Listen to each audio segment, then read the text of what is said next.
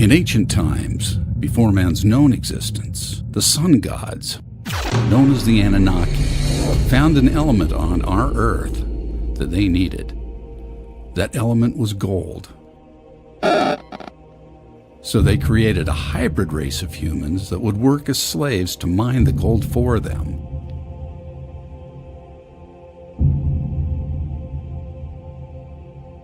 Is it possible that the hybridization of the human race continues today, and for what reason? Join us as SUDS investigator Lindsay Carroll sits down and one-on-one interviews one such hybrid.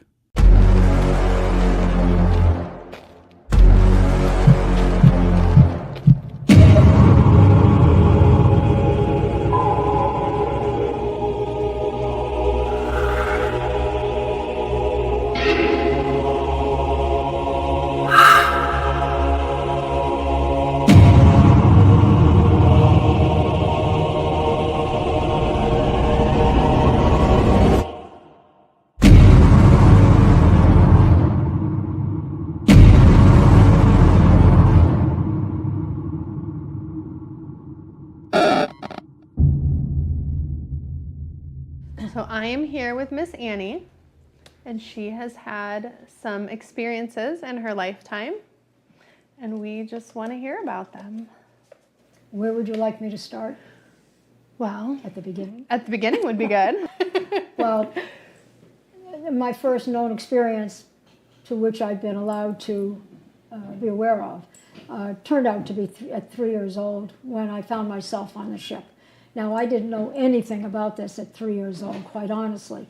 I didn't realize it until I was older when they started opening me up, allowing me to be opened up, they being the beings. And what I remembered, what they were allowing me to see, and I wasn't hurt or anything, and I wasn't even scared. I just saw myself sitting in a large area, which when I got older and I remember seeing some of the area around me was more what we would call a cockpit or a control room, because I saw myself sitting in a chair,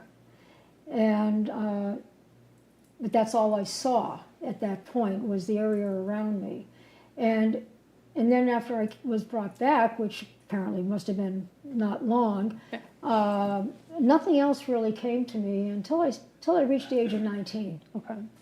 And I guess they felt because I had already taken it upon myself to get more interested, they gave me a level of interest in something I never studied. And in my early teens, just before, like 12 years old or so, 13, I became fascinated with the galaxies, space. Nothing was going on in our country at that time, so I had no reason to gravitate to it, but I kept being told to look up. I'd look up, and I started seeing ships. Now, they weren't necessarily right above my head, but they were within a distance where they had me look, and if I looked to my left and they said, no, turn to the right, that type of thing. And you could see them. I could see them. Horizon. Right, and they would be right there, or then they would move to show me that they were there, moving around and everything. And that was pretty much how it always was for a very long time, a good part of my life. And it was really, no matter where we were living at the time. I grew up in the East Coast in New England, so certainly this was not a subject as a 5 or 6 year old that I could ever say to a friend of mine. And back in those days, it still happens, but as a 5 or 6 years old, I had a very close friend, and we were neighbors, and she would be saying something to me, and I'd say, well, no, that's not right. And it got to the point where she said, well, how do you always know everything? Well, I was hearing it downloaded to me. It's not that I had that natural ability at that time. But I couldn't tell her because I didn't even understand it myself. You just knew that that's what you knew. And then she would say something else. She says, well, you're always knowing everything, and I don't understand. And I said, I don't have an answer for you. Because it just comes to my head. Especially when you're that age, because you can't look it up. You haven't studied it. You just know. Never knew a thing about space, intergalactic travel, the other planets at that point, Yeah. whatever. I may have known that we were part of a solar system, but Yeah. that didn't mean a lot to me at that point. Yeah. Anyway, so things evolved, not a lot within that time frame. I would say until I was 11 or 12, things were somewhat static or something quiet, but things would continue to happen. I became accustomed to hearing things in my head. I thought probably I was going crazy, but I was kind of advised to pay attention because they were educating me. Yeah. And periodically, I would find myself on the ship for the purpose of more education. And what they were working with me about had to do about life elsewhere. We were not the only planet with life. Yeah. This is what space is like and Yeah. whatever.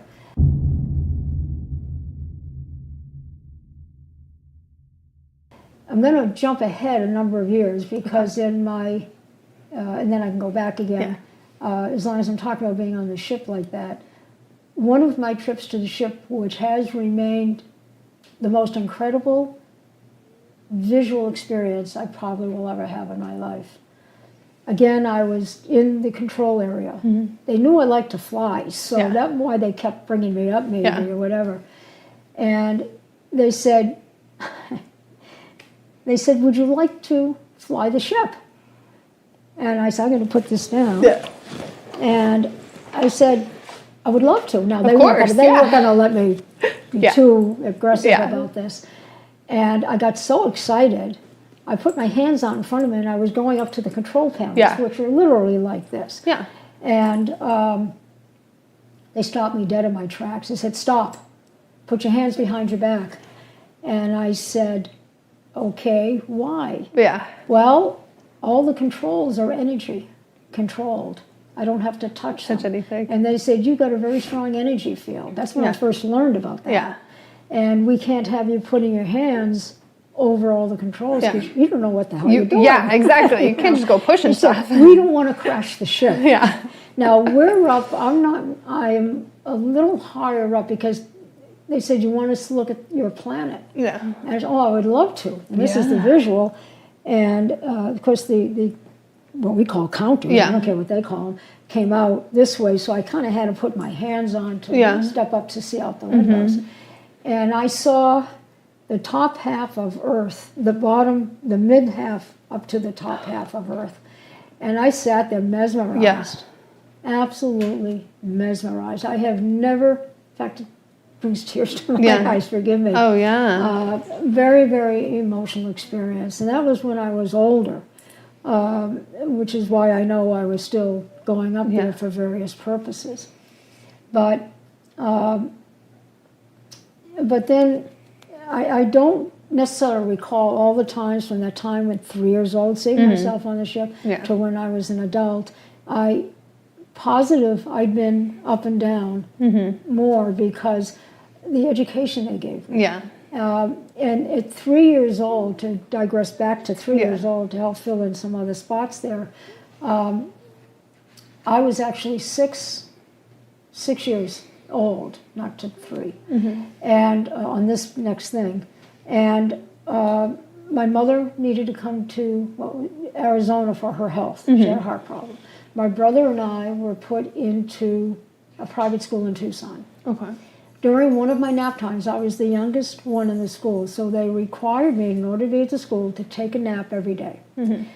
During one of my nap days, I woke up, and I was alone in the bunkhouse. I woke up, and there were 3 beings at the foot of my bed. Now, between the ages of 3 and 6, I realized subconsciously there was something about me, but I didn't know what it was.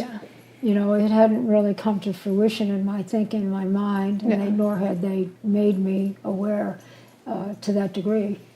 So I looked at them and I started to cry. And they said, don't cry, we're not here to hurt you. I said, I'm not crying out of fear, whatever I expressed as a 6-year-old.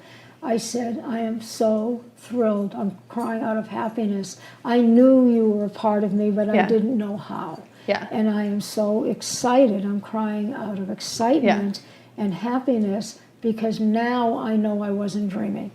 Yeah, that's the validation. The validation, they said, we have been with you your entire life. In other words, they had been with me since I was in the womb. My mother was apparently abducted when she was pregnant with me. Never knew a thing that was going on. Never discussed. I never know if my father knew or not. I have no idea, because nothing was ever discussed with me by my parents. Now, whether they were consciously aware of it or not, I can't give you an answer. Yeah. I don't know. So that's when I started putting the pieces of the puzzle together. Mm-hmm. So at 6 years old, I find they've been with me my entire life, and they apparently abducted my mother, and they made modifications to me. So here I am at 6, 7 years old now, and a lot of things I have an ability to do, have no idea how. So when my friend was saying, well, how do you know this?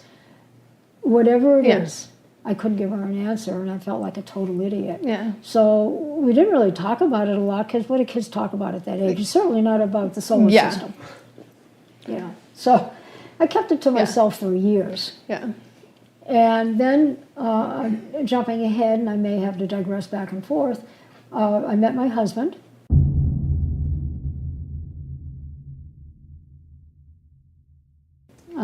Back in '68, and one of the things that attracted me to him was his work with the space program. Nice. And did work for NASA. So I said, oh boy, someone with whom I can converse. Exactly. Someone who knows as much as I do. Well, in a different capacity. Yes. So obviously that relationship worked out quite well, because I was able to communicate with someone for the first time in my life. And I didn't say a lot of things about myself. Some of them I waited to say, because we only dated 6 months before we were married. Yeah. And then after we were married, we're now in our 52nd year. Our anniversary is in December, so this gives you that time frame, how long I've been talking to him about it. Yeah. And so we started going to MUFON together. We moved to California from the East Coast. Didn't get involved with MUFON there, but when we were there about 20 years. And then we moved to Arizona, because I'd gone to private school here, so my goal was to get back to Arizona. To come back, yeah. So we started in Tucson, and I didn't really get too involved. I still had experiences, but I wasn't involved with MUFON at that time. So when we moved to Scottsdale, that's when we started getting involved with MUFON, and then we came out here. Now, I did not see the Phoenix Lights. Ironically, I heard about it and didn't see it. Yeah. Now, we were in Tucson at the time, and it started in Tucson. Yeah. But I just, don't ask me why, Yeah. I just didn't even know about it until after the fact. Yeah. Now, can you explain what MUFON is for people who might not know? Sure. MUFON is the Mutual UFO Network. Okay. And you don't have to be someone like myself, which is a major experiencer plus, but it's anyone that has an interest in learning more about ETs, who they are they here, are they not here, what are they involved with us about, anything ET related and beyond. MUFON became an organization that allowed people to come together and meet others of similar thoughts and interests. And it evolved from there. Yeah. And they now have a conference once a year. Nice. And last year, when it was in Dallas, I was asked to be on a panel and speak, which I did, and enjoyed that a lot. And then I got a call. I don't remember who the station is at the moment, but they have a radio program involved with interactions and experiencers and what's going on. Yeah. And that was a recorded program, not filmed. And that was done at night, and it started somewhere around 10, my time. Yeah. They called about 9:30, got involved about 10. Yeah. As it turned out, we didn't get off the phone until 1:30. Oh, no. It was supposed to be a 1-hour conversation. We've had those kinds of shows too. So it was very interesting, though, and started mentioning more about the evolution of my life and how it came to where it is today. Yeah. Interestingly enough, at MUFON, the local MUFON in Phoenix, all they know about me is I'm an experiencer. So I consider this year my coming out year. Yeah. Now, how much it happens, and when I do the interviews, I don't even use my last name. It's either that or just Annie G, just so you know. I'm not looking to have any problems coming back at me. I don't mind people knowing. If they see me, those who know me will know. Yeah. And even people, we were at a private country club, and maybe one person there knows anything, but that's it. One couple know anything. No one else does, and I ask them not to. Yeah. Because friendships are important. Yeah. They're hard to make sometimes. Yeah, and you never know how people are going to react. I don't want to take, I don't want to upset anybody, and I'm not looking to lose friends. Yeah. And I'm willing to answer any questions anybody may have. Even our daughters, they came to dinner one night because we felt it was time to let them know more about me, because they knew I was involved in MUFON, but they didn't know to what degree. Yeah. And what I do is not completely with MUFON anymore. Yeah. I've gone out on my own, because now people refer people to me for help. But at the same time, we had them out for dinner. We have 2 daughters. They know I am involved, but one doesn't really believe a lot of it, and the other one, our older daughter, I feel, well, through signs, has some of me in her, and some of the things we spoke to her about, I could so easily see in her eyes the concern. Yeah. She said, "Oh my Lord," I could almost read her mind. I saw the ticker tape. "Oh my word, I can do that," or "Oh my word, I had that experience." Yeah, get those signs, get that. Our other daughter, who's only 2 years younger, said, "I don't believe a word of this." Yeah. And I said, "That's your prerogative." I said, "This is who and what I am. I'm not going to force it upon you." Yeah. But we felt it was time you knew. Absolutely. Because they're grown up with children of their own. Absolutely.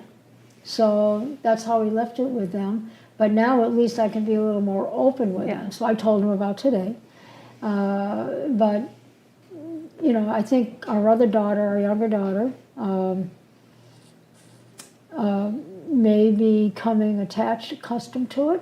As a matter of fact, she's the one, I think, that gave the information to you or whomever got in touch with you. Could be. Yeah. Could be. And because I asked her, I said, "Well, how did they reach me?" Find I guess you. they met you at a social event. Yes, I think they and met us. she's the one that said, "You got to talk to my mom." I think so. So is our daughter.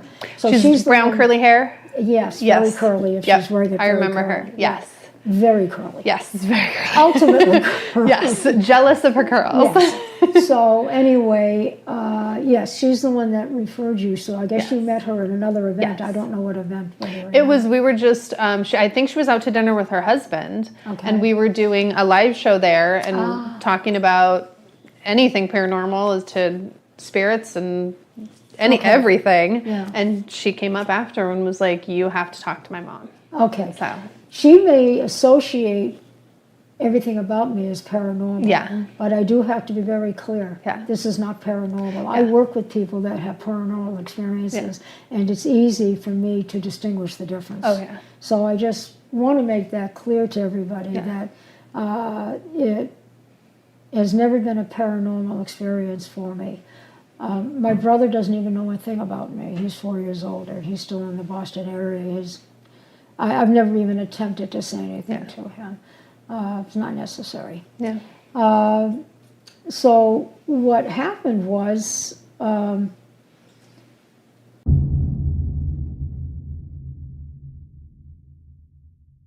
so I was going to my primary care a number of years ago. And she said to me one day, because we always had good open conversations, but never about this. Yeah, no. She said, "Hey, have you ever had your DNA done?" And I said, "No." She said, "For fun, would you like to have it done?" Sure, why I not? said, sure. Well, it turned out the reason she was asking me, which I didn't find out until after the fact, because she didn't want to scare me, she did do some general CBC work and added one or two other things. It wasn't DNA. Yeah. But something came back with an anomaly. And it was of a concern. And so she figured by doing a DNA, without saying too much to me at that time, maybe something will come out. Yeah, you don't want to scare anybody, so I get But that. I have a little bit of a medical background Yeah. because my work experience, although I wasn't a researcher in medicine, I worked at Stanford in the School of Medicine. So I had exposure to a lot of things, Oh, and that's I'm good. someone asks a lot of questions. Yeah. So I learned a Yeah. lot too. So in any event, so she never said anything to me, but I said, sure, that'll be fun, and I'll learn more about my background. Yeah. My parents never spoke to me about my background. The most I knew was my mother was from Latvia, and never anything more said about that. Yeah. So did the DNA. So she called me back when the test came in and she said, we have an issue. And I said, okay, what's the issue? Yeah. They can't read your DNA. And I said, oh, no, I already knew about me, but I would never correlate something automatically. I say, oh, is there a concern? I said, what's your concern? She said, we're concerned that there may be some undiagnosed cancer in your blood. Yeah. I said, oh, then I got concerned. Yeah. And I said, okay, what direction do we go in? Yeah. She said, I'm sending you to St. Joseph Oncology. We're going to let them take you from here and see what they can find out. So I went to St. Joseph's. Of course, it's a national hospital. They're all over the country. I went to the one in Phoenix. And they said, okay, we're going to do a DNA. And they did a DNA, and they said, well, we think that the blood work was contaminated in the lab. We need you to come back in, take it again. Went in, took them again. This was a month later. This is now your third time. Well, second time Okay. was St. Joseph. Okay. My doctor did the first Yeah. one. But so we're counting now just from St. Joseph's. Yeah. Okay. So it was done another time, and it came back, same thing. And they're really getting concerned now. Yeah. So they said, we need to have you come back in again, and we're going to do some more testing, Yeah. more larger scale, Yeah. I guess is what they didn't use any particular word. They said, we just need to Yeah. do some more. We're trying to figure out what's going on with you. Because for them, they're thinking it's a lab thing or they don't know. Yeah, and I'm still not saying anything. I never Yeah. said a thing to even Nope. the doctor now. So in any event, this went on, to move it forward, 6 different times. In the 6th month, they had me come back, again, and they said, we don't know what's going on with your blood work. We know it's not contaminated. We've made sure the lab is making sure of that. And we still can't read your DNA. So I said, that's okay, don't worry about it. He said, what do you mean, don't worry about it? I said, you can't read it. So I have nothing to worry about at the moment. Guess we're okay. He said, they said, well, how do you feel? I said, I feel great. Yeah. And I'm an athlete. Yeah, I feel fine. And I told him, I said, I'm still very active. I was a competitive tennis player. I said, I'm still very active, and I'm not having any issues. He said, good. If anything does come about, I'll let call you know. us back and we'll open up your file. Yeah. And we'll go from there. I said, fine. So I never called him back. I wouldn't either. And all I did was call them for a copy of my file, which they never sent me. And I asked them 3 times. I'd like a That's copy interesting. of Yeah. my files. Well, the only thing I could figure out was it went to the government. Probably. Now, what the government is doing with it, I don't know, because I don't know. I have a helicopter flying over the house every morning and every late afternoon. Yeah. But, I'm not trying to feel that they're watching me watching, yeah. because they probably have cameras on Yeah. that go through the Yeah. roof. For all I know. Exactly, So yeah. I just have to make sure I'm dressed all the time. Who Exactly. If knows? they're going to watch you, But they'll find a way. I'm sure it's not that Yeah. because this has been a routine for Yeah. a long time. And the airport's over there, and they're probably yeah, flying to exactly. the other, whatever. Yeah. I don't know. I'm not trying to be paranoid about it because I don't think about it. Yeah. I just don't think about it. So, but what I didn't like is that they would not send me Yeah. my file after asking them at least 3 Yeah. times, if not more. I get once, sure, it happened, somebody forgot. Okay. but- Second and- time. And the last time you I know. called them about it, and I asked them to please find my file. I said, Yeah. I've asked for my file Yeah. multiple times now, and this is only a year ago that I Yeah. asked again. And they said, well, I don't think we can release them to you. And I said, they're my files. Yeah. Do You I have to need go in and get sign do a I need paper, to but get do I need to get an attorney? yeah. So you do what you can, but they're not going to release them to you. So, that I didn't like. Yeah. And why do they feel necessary to keep it Yeah. without letting me know? There's nothing in there I don't already know. Exactly. I just need the validation. I just and wanna see it. verification. Yeah. So that's where we're at. That's on interesting. That. And so about a year ago after that happened, I've never been involved with Ancestry.com. Yeah. But with what they were advertising and a special price, I said, what the hey? Yeah. So it's $50, $60, $90, Yeah. whatever it is. If it gives me any information, Might give you a little bit. So I did a full panel for them, whatever they do, and a DNA. And 3 weeks later, I hadn't heard anything, so I called them. And I said, I'm waiting for my results. Yeah. You say we get it back in about 2 weeks. I'm now 3. What's the story? So they said, well, let us look into it. Okay. So I didn't hear back from them either, so I called another week later. And I said, I introduced myself again, and I said, I'd like to get a copy of my files just for my own personal information. Nothing's going to be done with it. It's for me. Yeah. And they said, well, we can't read your DNA. They finally sent me a report. Oh, good. Okay. I can't find it now on my iPhone. Yeah. I put it in a file which has apparently been erased, not by me, but I don't know. Yeah. I can't say who I hold it all. I've changed phones probably twice since then, so who knows. But I know that I saved it somewhere. Yeah. And the wording in the report, because I do recall this, said 30% of my DNA is unreadable. And we've done everything we can. That's so probably at why it least took I've got so a long. percentage. It's not the entire DNA. Yeah. They know my Most of background you. is Latvian, from my mother's side and things like that. But other than that, they had very little information. Really? And they had some on my father, Okay. nothing on my mother.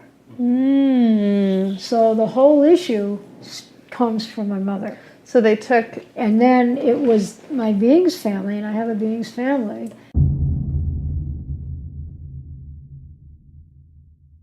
That told me because I kept asking questions. Yeah. And eventually they finally realized that I'm not asking to be hurtful about anything. Yeah. That I'm here to learn from them. Yes. And I'm relying on them to educate me, to continue to educate me, which they still do, but not as frequently. Because I think they've taught me everything, but now things still happen because of the way I directed my life. So that's how I found out. I said, you have to let me know where that 30% of DNA can't be read came from. So that's when I found out that my mother had been taken when I was in the womb. And modifications were made at that time. So what happens, and it turns out, is they said, you are a hybrid. And I said, great. That's Now it great makes for me. now it answers makes all my sense. questions. Yeah, Yeah. it answers all my questions. Instead of me because sitting here just thinking, being an experiencer Yeah. wasn't answering them because I know what being an experiencer is Yeah. about. So I said, great. You guys don't have to worry about me anymore. Yeah.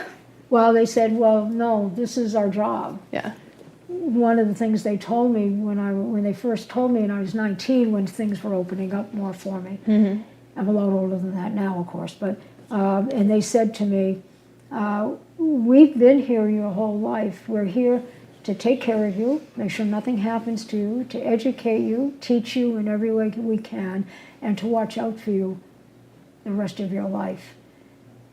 And I started to cry when they told me this. That's because amazing. I said, you just have answered all my questions. And you've also made me probably the happiest person I could possibly be, knowing that you're there for me. When I have a question, I ask it. It's all telepathic. I ask it, and they give me an answer. And it's not answers that are figments of my imagination. Yeah. Because they reference things. Yeah. And it's that part of my life has been phenomenal. I feel very blessed, certainly very thankful, and I've never used it to hurt other people.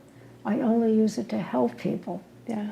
And because if someone's asking me for help, I do a Q&A with them to get as much information as I can. I never make up an answer. I said, let me see if I can get an answer for you. Yeah. Sometimes I do, sometimes I don't.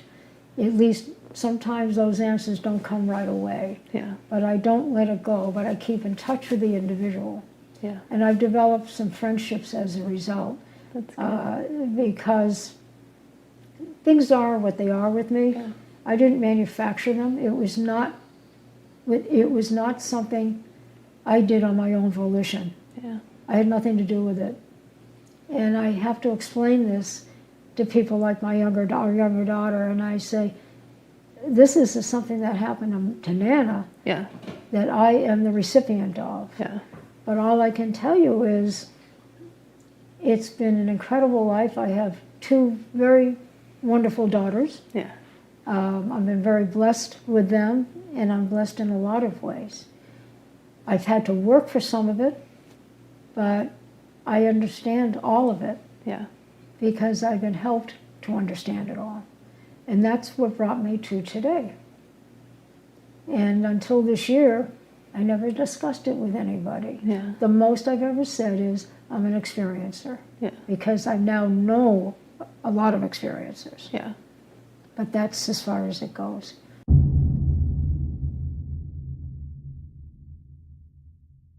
So even when I'm talking to, a group, or now when I talked like in Dallas last year or last fall On the panel. as the panel, and I didn't say it on the panel because the questions didn't come direct. They said, Yeah. Are you an experiencer? And I said, yes, I Yeah. am. They asked everybody on the Yeah. panel were experiencers. And they were questioning us about our experiences, and that was pretty much it. And mine have been ongoing, of course. Yeah. Not so much lately, because I'm just at the point in life where it's, they're probably not necessary. But afterwards, a young man came up to me backstage when we were cleaning up. And he introduced himself. And he said, I listened to everything you said. And I said, well, I'm very pleased to hear that, and I feel very gratified by that. Yeah. Is there anything about what I said you'd like more questions? Yeah. And he said, yes. He said, are you a hybrid? And I said, what made you ask me that question? Because I never alluded to that in any way. And he said, I got the sense when you were speaking that you're a hybrid. And I said, you are a very special young man. Please pay attention to everything that goes on in your thinking. Yep. Question everything. The answer to, he said, well, are you? And I said, you asked me a direct question, I'll give you a direct answer. The answer is yes. So No one comes up and ever asks me if I'm a hybrid. You are the first. You are very special. He sounds like he's at the beginning of his journey. That's what I told him. Yeah. That's what I told him. He's at that questioning, learning. Yeah. Yeah. And I was thrilled that he was open Yeah. to that degree. And I told him, I said, never hesitate to ask anybody their questions. Because you are entitled to an answer. I just hope they give you an honest answer. I will never tell them the truth to anybody. Yeah.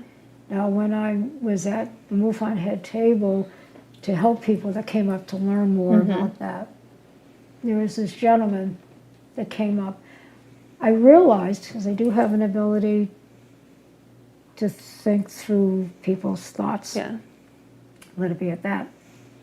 And he's asking me questions, and I asked him, I said, what brought you over to me? Mm-hmm. He didn't really have a strong answer for me, except that he had been standing behind others, waiting to talk to me, listening.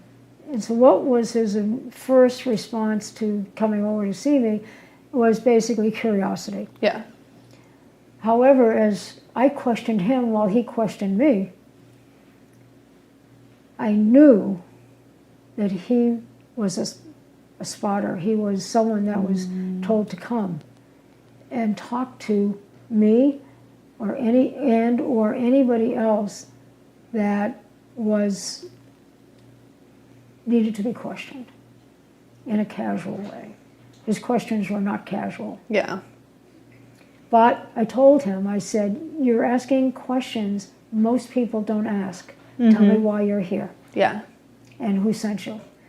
He said, well, no, I'm just curious. And all Yeah. I said, yeah. I said, okay, don't answer the question like that. Yeah. You're asking me questions that no one just out of curiosity ever asks. Yeah. Why are you asking them? He said, my curiosity goes that far. And I said, well, I'll answer to the best of my ability, but I'm not going to give you any lies. You ask me directly, or I won't answer directly. So he started asking directly, but the one question he never asked was, am I a hybrid? So I never had to answer that. That's good. But he was asking questions about experiences. Are you ever on the ship? And I said, oh, yes. Do you know what they were doing when you were on the ship? I said, well, mostly educating me. They educated me. They raised me in a manner of speaking since I was a child. He said, since when? I said, oh, I can remember back to 3 years old. I don't remember them all, but I remember certain experiences. And told him some of the things that I told you, but not in that much detail. Yeah. And I, told him, I told him whatever I could. Yeah. I said, I'm not here to manufacture an answer. I either recall it and know it for a fact, or I don't. Yeah. So you have to be the question answer, the one to ask the questions. I'm not going to presume questions in your mind. Yeah. So go ahead and ask what you want to, and I'll give you the best answer I can that's truthful. Yeah. So it went on for another 15 or 20 minutes. Wow. And I don't think he was getting what he was looking for, but he wasn't asking what he was looking for. Yeah. If you're not asking, you're not getting an answer. I'm not giving you more than you ask. Exactly. So another small experience, just that I was always trying to validate myself, because even though I was comfortable with me, I always felt I needed to keep validating myself about different things. And little things would continue to happen. And I was standing outside on the driveway at my parents' home. This is before I was married. And it was an unusually clear night. And in Boston and even in the suburbs, you didn't have very many clear nights where you could see the stars and everything without, there was always clouds. And this is one of those rare nights. Yeah. And I'm just out there because it was a beautiful night. It was summertime. Yeah. And a voice said to me, look up. Well, I was already accustomed to voices. Yeah. And they said, look up. And I, looked up. Yeah. And they said, well, look a little bit to your right. I said, okay, to my right. And there was a ship. And it was close enough for me to see. Now, it was more than 500 or 1,000 feet above me, but I could see the ship. Yeah. And I looked up and I smiled. And I said, thank you, guys. Yeah. I talk to them like that all the time. If they're telling me something, I said, thank you, guys. I always look up like I'm looking at them. Even from driving down the road. Yeah. I said, thank you, guys. Yeah. That's good. It's a dumb thing to do when I'm driving. But in any event, actually, I've learned not to look up when I'm driving. But, don't do that. but they do talk to me when I'm driving. Yeah. Sometimes they tell me, take the next, get off a little earlier and go around. In other words, they're telling me, don't avoid someplace. to avoid. So they really are watching out for me, and I've learned to pay attention. Yeah. When I met my husband, through conversation, he'd learned over time that I was an experiencer. And that's all I was comfortable telling him. And actually, I didn't even tell him that until we started going to MUFON. I didn't know how he would think of me. Yeah. We were already married into the 40 years plus at that time. And when we joined MUFON together after moving here to Scottsdale, Okay. we were living in Scottsdale first. We came back from a meeting. I said, I never told you, but I'm an experiencer. He said, well, I kind of figured you were because of everything you tell me, everything you know. I said, oh, okay. And so that went along Best fine. kind of reaction. Yeah, it was fine. I said, phew, that's a relief. You're worried about it. He's like, it's fine. But then we came back from another MUFON meeting just a couple of years ago, X number 5 years, 7 years ago, and someone was talking about being not a hybrid, but being taken. I'm not sure if he was talking about being a hybrid. I don't think he was talking about being a hybrid. He's talking about his being taken experiences and being on the ship. So on the way home, I thought, this is possibly an opportune time to tell him more. So I told him, I've already been taken. He said, well, I kind of figured, And I let things go for a few days, and then we're talking casually one night, and I said, I think I need to tell you more about myself. He said, there's more? And I said, yes. I said, would you like to sit down? Yeah, he's like, I told him, I said, well, I am who you think I am, but I'm not what you think I am. He said, what?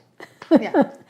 I said, well, I'm an experiencer. Yes. I said, what I've never had the guts to tell you is I'm also a hybrid.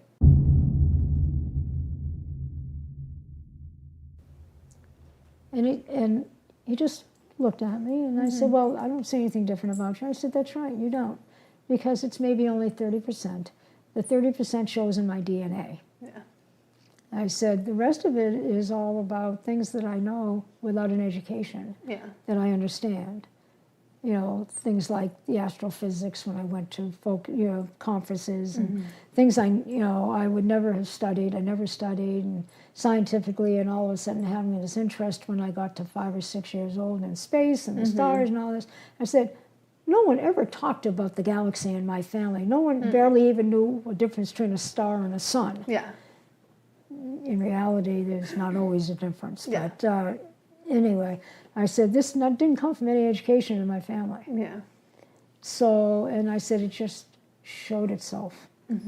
So anyway, we went on like that. And as I said, we're married now. We're having our 52nd anniversary then this year. So he knows pretty much everything about me now, but he was always very good about it and very accepting of it. And he learned to work with it. And on the funny side of things, he would start to tell me something, and I have this habit of finishing his sentences. I think a lot of women do that with their husbands. But being married 52 years will do that to you, yeah, too. really. But what was You already know it's coming. Yeah, what was happening was I would start saying things to him that he hadn't said to me. How did you know? I said, I just guessed. Yeah. But I was reading his mind. Yeah. Now, I don't really say that to a lot of people because it's not nearly, I'm not reading their minds. First of all, I would never do anything that could be hurtful to other people. I don't care what other people are thinking. And I don't allow myself, I always pull myself away from it if I start noticing something that someone's thinking. I pull myself away from it unless I see or understand they're thinking about something to hurt me. Yeah. Then I just take a different tact and a different approach. I just stop the conversation, or I say, well, it was nice meeting you, nice talking with you. Yeah. Have a good life or whatever. Yeah. We'll see you again sometime. So I have that ability sometimes to take care of myself, but I think more often than not, it's my family, being's family, that are continuously watching over me. One thing that's interesting, a lot of people I've worked with have had experiences, bad or good, with the reptilian races, because there are benevolent reptilian races along with malevolent. And But when people think about reptilians, they automatically feel they're all malevolent. Yeah. Now, I We've have heard been, that. I have been advised over years, when I talked to you about Cynthia Crawford a little while ago, who, may she rest in peace, was a good friend. We became good friends because of everything you're hearing. And she's the one that did this sculpture, because you can just hold that. And this is her rendition of a blue Arcturian. And she said, you're a white Arcturian, Annie, but this is an example of what your race looks like. Okay. And I just thought it'd be more interesting doing it as a blue rather than a white. Yeah. But the whites will look just like this, except their skin tone. Yeah. And she said, I don't know why there's different skin tone. I don't have an answer for you either. Yeah. No one's ever asked me, but no one knows. Exactly. Arcturian. So, Why is and there if I different said skin tones with Arcturian, us? I said Who they, knows? they wouldn't know a thing. So just letting you know what that sculpture as a result has a great deal of meaning for Yeah, me. it's beautiful. And I can look at that every night as a memory of Cynthia, whom I've never gotten over her loss. She was just an incredible, incredible human being. Well, and I'm very fortunate and blessed to have had that opportunity of knowing her. And a very good friend. And as a good friend, absolutely. She didn't have an opportunity to go out that much. And so I made a point a couple of times a week, let's get together, go out to lunch, my treat. Yeah. And Well, we you were talked. close. And we would talk. Yeah. And we were close. So, so things like that had happened, and I got to know her after I'd been married. And it's been an interesting thing in my life in that particular point of time. And another time, I became seriously ill. This is again related to my family of beings that I kind of poo-poo. I always needed more validation on everything that was going on. And back when I was about 28, again, it's a while back. Yeah. Although I'm very healthy, but I did take seriously ill. And it landed up infecting my liver, because when I diagnosed, it turned out to be a diseased gallbladder that no one was treating me for. I'd gone to several doctors. We were living in California at that time, I think. And wherever we were. No, we were still in Boston. And wherever we were. I remember the house. So I was younger than 28. So in any event, I'd gone to the doctor for a year. Several doctors. And they kept saying, you're just a young wife of 25. That's how old he was, not 28. That needs more attention from her husband. We'd been married a year and a half at that point. And I walked out of there shaking my fist, calling him every name in the book. Oh, yeah. Yeah. I said, this is not from needing attention from my husband. I said, my husband needs attention from me. I said, I'm out all the time doing things. And I said, not only that, I'm a competitive athlete. I'm hardly home. Yeah. So, to myself. So, in any event, finally went to someone else, and another doctor. And I was in a hospital because I was in an emergency. Oh. And told them what had been going on. And they did blood work, and they said, you got a diseased liver. Your gallbladder is also diseased, and the gallbladder disease that never got treated infected your liver. So I was near death. Yeah. So these things were going on, and I landed up in the hospital. Near death, they put me in the hospital. Yeah. And I was on life support for a while. And I'm communicating with my being's family. Mm-hmm. And I was in a lot of pain. And I said, I can't go on in any more pain. Yeah. I said, please let me go. Just let me go. And they said, no, we've got too much for you to do. You're not ready to die, and we're not going to let you die. you got a long way to go. And I did obviously recover. Yeah. Took a little time, but they stayed with me. And that was the biggest validation I could ever have. Mm-hmm. Because they were right there for me. They Yeah. said, no, we've got too much for you to do. Not yet. Yeah, it's just not your time. Yeah. I will never forget that moment. That's one of those visual moments Mm-hmm. Oh, that yeah. was very blessed to have and experience. And I think I mentioned at the beginning, if I didn't, I'll mention it now, that one of the times on the ship, yes, when they asked me if I wanted to look at planet Earth, Yeah. I said, oh boy, yes. And I ran up to the window with my hands forward, and that's when they stopped me in my Yeah. tracks. They said, no, you're going to crash the ship. And that's when they told me that all the controls are Yeah. energy. Yeah. And you've got a very high energy field. You're going to crash the ship.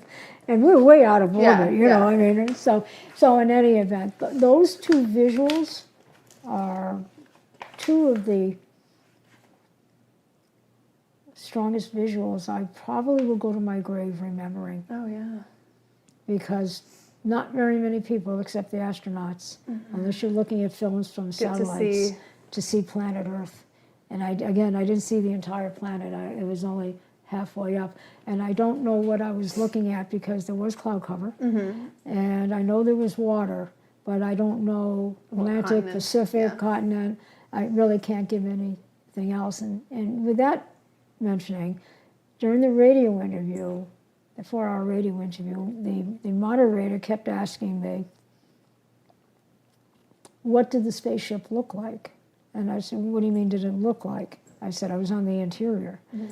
And I said, I only know the ship I was on, and I always seem to be on the same ship, Yeah. because I don't remember anything different, and I'm always in the same area. Yeah.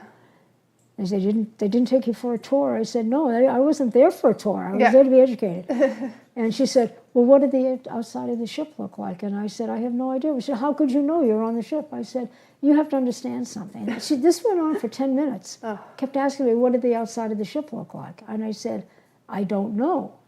And I said, let me explain it to you again. One moment, I'm in spot A. The next minute, I'm on the ship. Mm-hmm. There's no transition. I'm not floating through the air going Yeah. onto the ship from the outside in. I'm here in my house or wherever, and bingo, I'm on the ship. I don't see anything in between. It's not like walking up to the plane and you see Exactly. the plane Yeah, on the outside exactly. before you I'm walk not- inside. Exactly. In fact, I did tell her, I said, I didn't exactly walk up a runway to get to the spaceship. But she kept, for 10 minutes, kept asking me that question. I said, look, I don't know what else to tell you. I'm not going to make Yeah. up anything. I have no idea what their spaceship looks like. I can't even imagine how many different types of ships Yeah. there are. There's the mothership. Then there's the scout ships. Yeah. I mean, you Look how mean many the cars there mothership and are. the scout ship. Well, the motherships don't usually come into the atmosphere. Yeah. It's the scout ships that people are seeing. Yeah. They're all different sizes, but they're scout ships. They're not going to bring the mothership, which is huge. Yeah, I She can. said, well, but you didn't Yeah. say it. I said, I'm not saying I saw them on the ship. I'm just explaining to you. Yeah, it's got to what be I know. huge. Yeah. So anyway, Oh, wow. we went on to something else. After she gave up. So Has your experience always been good? You don't seem to have any fear or hostility or anger towards it. And I know that there is a lot out there that you always, and of course you always hear the bad story first. right. But I just kind of want to, you seem very calm and relaxed and excited every time. I am. I am So- very, as I've said several times, and I say all the time, I feel so blessed to be who and what I am. It's been all good. And as I've also expressed, I've never used it to hurt anybody or be negative Yeah. towards anybody. All my experiences have been very, very positive. Now, there's the reason may be, number one, I've been involved since childhood, since I was very young. I was given the information about my involvement when I was very young, and I wasn't scared as a child. And there's never been anything to hurt me. And I feel that even on the ship, even when they took my first baby, by the way, my first pregnancy. They took. They told me when I asked them what happened to my first pregnancy, because I suspected. Yeah. Because we didn't know. I had a miscarriage. Yeah. But they had taken that baby. They eventually told me, because I kept asking. I said, you know I can handle it. Yeah. Please tell me. Well, we were at a conference, and I'm in the audience listening to one of the speakers, who happens to be another hybrid from England, who's also known to the industry. And they never had given me an answer. She walked up on stage and said, "This is the baby we took from you." Her age was accurate, and that's all I needed to know. I started to cry again. Oh, yeah. I said, "Oh my God, thank you so much." Now, answers. she's born and brought up in London with another mother. And when I had lunch with her, I had an occasion to have lunch with her, and I talked to her privately about it. She said, "You can't be my birth mother." I said, "I'm not your birth mother. Yeah. I was used to develop you for the first trimester. Yeah. And then they took me and put you into your birth mother. That's amazing. I was used to incubate you." Yeah. That's the word. I was used to incubate you. But when they told me, when you walked on stage, and I'd asked them for years, never forgetting it, because I didn't do anything to lose the baby. Yeah. And I was told, I said, it was amazing, and here I am talking to you after you just gave a talk. And they literally said to me, she couldn't question me too much about it because she goes through a lot of those experiences. So I was being very specific. Yeah. I said, "You walked up on stage," and they said, "You've been asking all these years, 20 or 40 years now, Yeah. what happened to the baby we took from you? This is the baby we took from you. She's the young lady we took from you as a baby. You incubated her for the first trimester." That's amazing. And I said, "Thank you. Thank you so much." I always thank them because it's always been positive. Yeah. I think in part, perhaps because I'm one of them. They don't hurt their family. Yeah. This particular race doesn't hurt people, but they've made it possible for me to have these experiences, have all these wonderful positive aspects of my life that probably I would not have had without being what I am, not just who I am. And from an early age, because they don't, there are a lot of children, because I've heard about them talking to my research people, a lot of my research people, where they talk about they had never had anything go like this before. And I start asking, "Do you have any children?" "Well, yes." And I say, "Well, do any of the children ever express anything?" They say, "Well, as a matter of fact, now that you're mentioning it, something I forgot about, whether it be a son or whether a daughter, they used to tell me they were talking to visitors in their room. They're 5 years old, 6 years old, and I always ignored it." I said, "Well, you didn't know any differently. And children do make things up. But I ask this for a reason, because a lot of these children have turned out to be experiencers. And they're being visited at a very early age, and they do that because they know no one's going to believe them. And it helps make But them these children do comfortable. not forget it, and they are becoming they become very comfortable with it, so they don't scream out in fear. Yeah. And they're not always fearful looking. Yeah. They're not reptilians that are necessarily coming to them. Yeah. They're races that people aren't going to run from too much. And a lot of people have no idea how many hybrids are walking this earth. Oh, I can only imagine. I can't even begin to fathom a count. Yeah. And no one would ever know the difference because they're not always visual. My eyes used to be a lot darker than they are. Yeah. But as I've gotten older, and I'd always get a comment from someone, gee, your eyes are so dark. I mean, they were just extremely dark brown, very dark brown. Mm-hmm. But I figured, so that's not a problem. Yeah. And this before, I never really gave it any thought because, I am what I am, or I am who I am, whether I knew or I didn't. And they were very dark brown, because I remember looking at pictures. Mm-hmm. And they've lightened up to an amber now. So as one gets older, things change. But, they have utilized me well.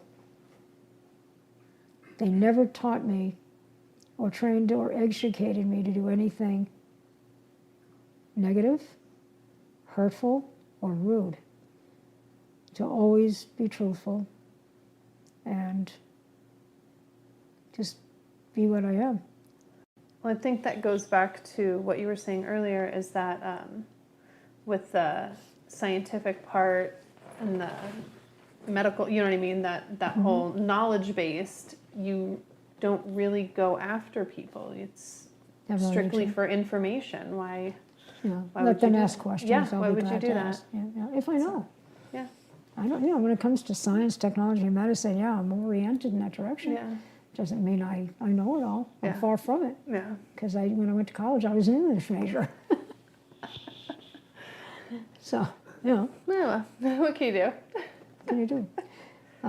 Some of what I learned when I was working at Stanford. Yeah. It wasn't a major job. I did what I did. Yeah. But I always asked a lot of questions, and I always remember because I was in one particular area, and I said to my boss, "Can I go up to this floor and get a job with them?" And that was more space oriented. Yeah. And they said, "No, the job is here." And I said, "Okay." Yeah. At least you asked.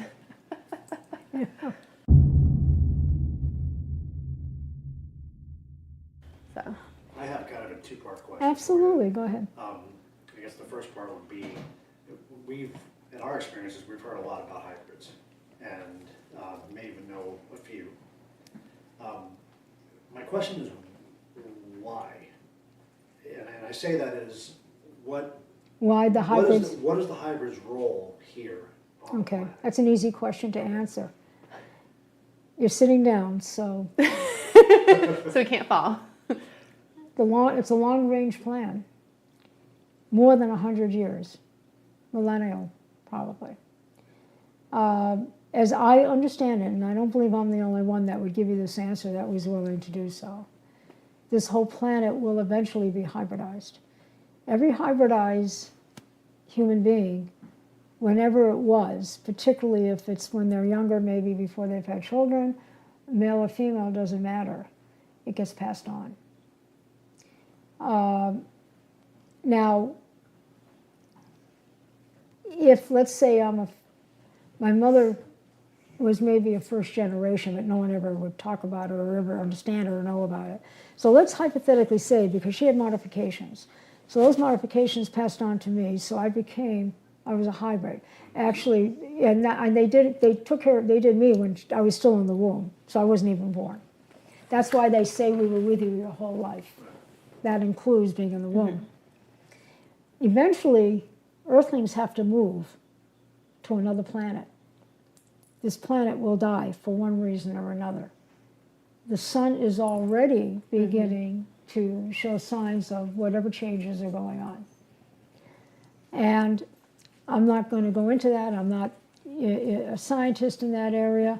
I'm just aware of it, but I'm not going to spout about something that I don't have specific answers. But it's the sun in the long run is going to die. That's the long-term effect. As it dies, guess what happens to this planet? We are dependent upon sun, the light, the heat, the energy, everything, and there's nothing to take its place.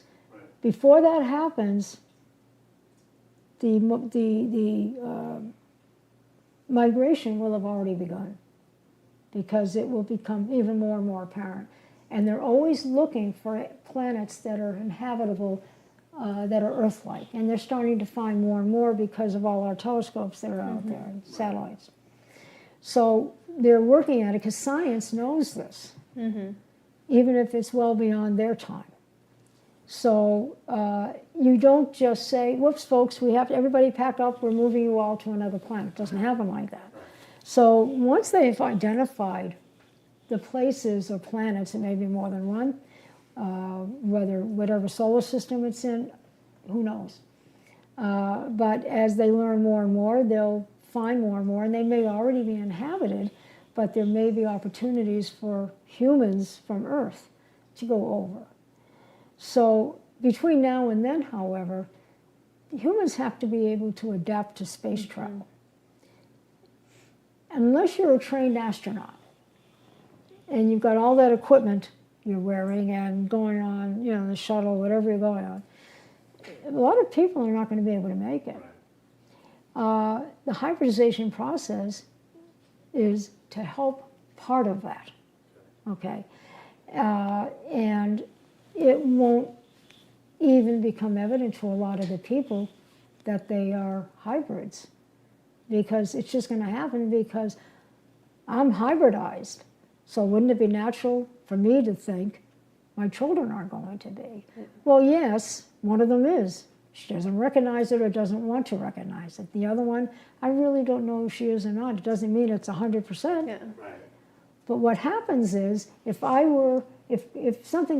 hadn't married my husband, who's not a hybrid, but I am, and let's say I happen to have met someone that was, what's going to happen to that percentage point of hybridization in our children? Right.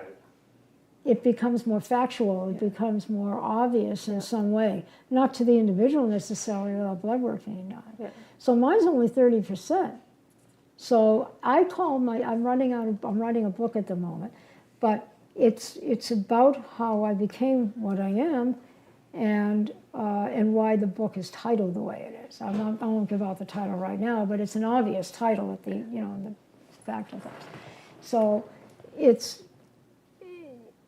more people. It'll be nice, and I'm hoping that an organization like MUFON or other aspects, whether it be through something like this or other programs that are out there on the radio that have a lot of people calling in, and I know half their audience, listening audience, probably saying, this is the crappiest thing ever. Yeah. Sorry, I'm on film. This is the most ridiculous thing I could ever hear. But they're listening to the program for a reason. They must be curious. But the point is, as evolution continues on the human race, eventually there'll be more hybrids, and more hybrids will be marrying hybrids. Yeah. No one will know unless they've actually had a need to know, Right. having their DNA done. Yeah. So that's the long-range plan as I am told, as I'm educated. This is all part of my education, by the way. This isn't something I thought up. This is something I was advised about starting back when I was 3 years old, telling me how they're going to prepare me for my life and how my life will help prepare others. Essentially, that was the long-range goal. And I have since known someone. We don't see each other very often, but we got introduced through a mutual friend. Turns out she's also a hybrid. Didn't know. And and she had heard me talk about my experiences. And because at 3 years old to 5 or 6 or 7 years old, I'm being taken to what I was told by my mom. That's all she knew was that, oh, you're going to a play day with other children like you. Well, like me meant other 3-year-olds, 4-year-olds, 5-year-olds, right? What did I know? I met this other woman. We got to know each other. And then through an email, she said, by the way, I didn't, or at lunch, or I don't remember whether it was by email or what, but she said to me, she said, by the way, I didn't tell you. Because she was born and brought up in the community next door to mine. I was brought up in Newton Center, Massachusetts, which is a western suburb of Boston. She was born with the next community over and brought up in Boston. In Brookline, very next door. By community. That's cool, yeah. And she said to me one day, she said, I had the exact same experiences and was told by my mother I'm going to a play school for other children like me, and it was in Newton. I said, holy. I mean, the chances in Oh, my life for that goodness. to have happened from back on in Boston That's amazing. to now, wherever I was at Yeah. that time. I think I was at another home in maybe out here in Gold Canyon or Scottsdale. Yeah. We've moved around. I like to build homes, Yeah. as I told you. Yeah. So in any event, that was another eye-opener, as it would be for anybody. Someone that I already had met who then said they had gone through the exact same experiences and apparently was at the same exact play school. That's amazing. I mean, it's not like there was one in every corner Yeah. for these people. Yeah. It was only by children who had been hybridized. Mm-hmm. I mean, it wasn't just being experienced. They were all hybrid children. That's amazing. I mean, what are the chances of Yeah. that? So life has a pattern to it. And in my particular case, I can't say this is what it is for everybody, because not everybody has gone through this aspect of life, either as an experiencer or, in my case, finds out that they're a hybrid. And I found out. This was not a choice. But it's been a very blessed opportunity in this life. Now, as an example, sometimes I've had opportunities to see a past life. Mm-hmm. And we were talking about my hip, Yeah. just a casual, Yeah. oh, by the way. And I've been a very active, competitive athlete. And one problem I've had, and I've never fallen, between riding horses and training in dressage and then playing competitive tennis from Maine to Puerto Rico and things like that. Never had an accident, although I did get thrown once. Yeah. But other than that, from the horse. But other than that, never fell on the courts. And yet, things happen, stepped wrong, and had a hip injury. And talking to my beings family that I had, said one day, because it was getting very annoying for me because I wasn't able, I was having difficulty getting rid of it. I knew that it was joint and it was also soft tissue, so I had the two things. And I'd had it checked, orthopedically. And I said, why am I having this issue on this hip periodically? It heals and then something else happened. And they said, well, you injured it past life. And I said, I injured it. How did I injure this past life? And they said, would you like to see? I said, yes, very much. So, rather than tell me about it, show it to me. Yeah. It was a past life. It was my life previous to this, because they told me the time period. So it had to have been BS, because I know when I was born. And it took place comfortably before, but within the 10-year period. And they showed what was going on, that I was in a position. I was a child, I was a teenager, and teenagers worked for the military, and that was the cavalry at those days. So this goes back a ways, and it was in this country. Okay. So it wasn't in this location, wherever it was. And it may have been Civil War period. I never could get a reading on that, whether it was Civil War or Revolutionary, but it was not. I think it was Civil War just based on the timing on it. Yeah. And I swear to this, knock wood, I mean, I don't have any other way except knowing what I was told and what I watched. And the commanding officers would have these teenagers that always worked to help with the horses and things like that. And I was a boy, I was male. And I guess I was about 12, 14 years old. That's how young I was. And he called by my name, whatever it was, or he said, boy, grab my reins, he's acting up. I have to be able to shoot, because they used to shoot from the back of the horse rifle. And he, which turned out to me, held the reins. And the horse is running up, and I'm not much taller than I am now, I'm sure. And rearing up on me, and I'm grabbing him to bring him down and all of a sudden I got shot in the hip. Oh. And I went down. And that's why my hip had continued to follow me. Yep. And when I watched it, that pain was excruciating all of a sudden, and I hadn't heard it like that.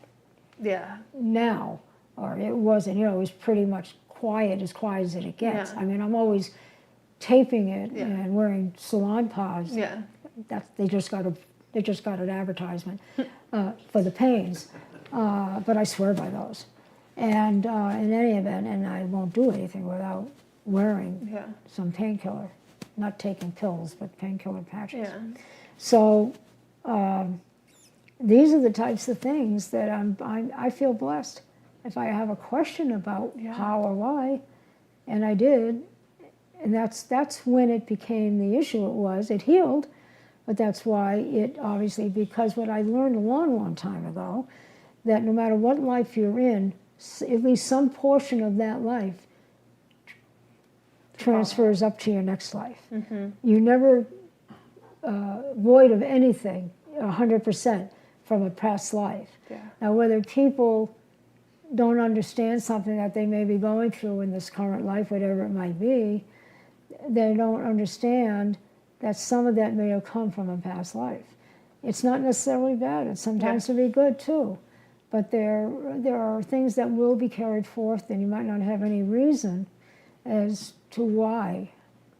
I can't provide those reasons other than something may have taken place in your past life. Yeah. But again, I do have to be careful with people I'm talking to, because I'm not looking to hurt them in any way. Yeah. Or, I don't know how they're brought up. I wasn't brought up with this knowledge. Yeah. I had to learn it by experience. And then because of what I am and who I am, I have learned a lot by asking questions. Answers did not come from my family, Yeah. but they've all proven to be truthful. I have to presume they're truthful unless I've been able to not validate them. Yeah. I constantly am out validating myself. No matter how positive I've been told over these years, all these years since I was 6, 7 years old. Doesn't matter. I always feel it's important for me to verify to me Yeah. in some way, shape, or form, or validate it. And that's what I do. Yeah. But the other part of me is to help other people. I was given this knowledge for a reason, Yeah. without the educational background. And I don't make any bones about it. I never learned any of this in school. They wouldn't dare teach any of this in school. Oh, they didn't know anything in school. I mean, like you said, that's the sun. There you go. Yeah, sun, stars, and moon. Yep, there you go. That's all you get. That's right. And about how the moon interacts on us. Yeah. It's true. That's true. So I wouldn't know any of these things. I couldn't talk about them if I didn't know. They're nothing I can make up.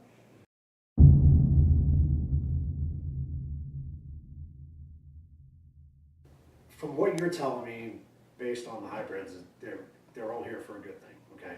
We all are, yes. So why do you suppose then the secrecy? How come Joe Blow off the street doesn't know about it? I think that's another easy to answer. Okay. It's not an understandable one, quite honestly, given what's going on with the space program and what they're discovering and what they're telling people and are starting to let people know. Now the government has admitted, just relatively recently, that there are UFOs out there, and the Air Force has encountered them, or whomever in the military, and the government has encountered them. They don't talk about when the White House was surrounded by them. They don't go back that far, but they are admitting that they are being seen. So that's a start.